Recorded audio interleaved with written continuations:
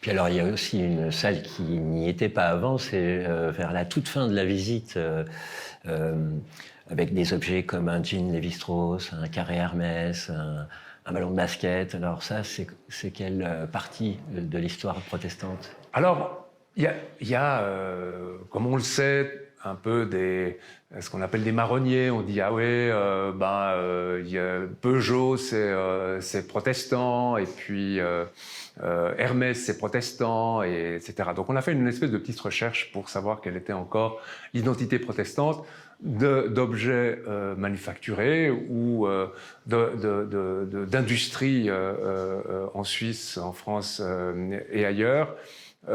Et puis on a décidé, à partir de là, effectivement, de créer une espèce de petite exposition d'objets liés au protestantisme. Il y a un jeans Lévi-Strauss, parce que, et ça c'est l'historien des couleurs Pastoureau qui le prétend, il dit c'est vraiment le pantalon protestant par excellence. On a un ballon de basket, parce que le basket au 19e siècle a été inventé par un théologien protestant.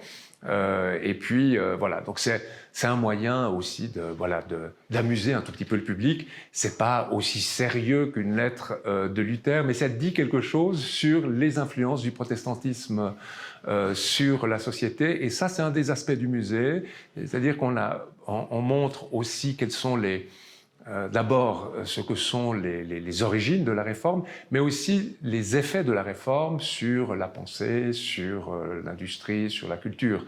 Donc on a ce double mouvement qui fait qu'on essaye chaque fois de montrer la Réforme comme un mouvement confessionnel, mais aussi comme quelque chose lié à une forme de civilisation.